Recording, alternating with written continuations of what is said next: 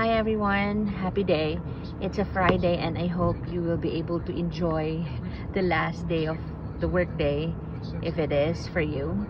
And my reflection for today is about how to face your battles with faith and not with fear. I understand that it's very hard to do that, so it's easier said than done. But every one of us face battles in different intensities. So every one of us as well has different ways of coping and facing them. But I think, in my own opinion, especially that I have been through a lot lately, what I can advise is, no matter how hard, no matter how impossible it may seem, no matter how big the giant is, keep trusting that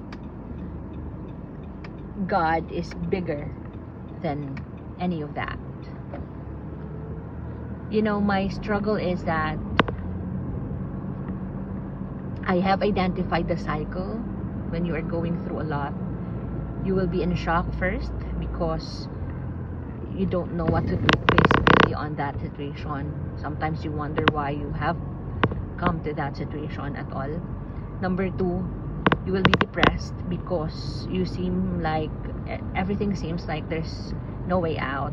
It seems like it's so hard to get up.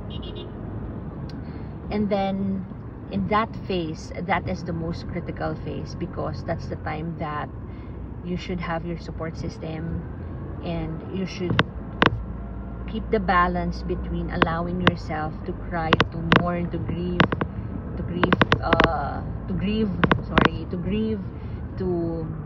feel that pain, to go through the realization of whatever is happening, and then after that, balance it out with the idea that you have to pass through it. You can't be stuck. So some of us will go through it 3 months, 6 months. Some can do it in 1 month or 2. And that's the critical phase, because that's a combination of your internal and external ability to get up. So that is why I have mentioned that you have to have a support system who will help you. And that would also depend. Some people will be there to listen to you but will not be encouraging. And some of them will also not fit the kind of response that you need during that phase. But I really hope and pray that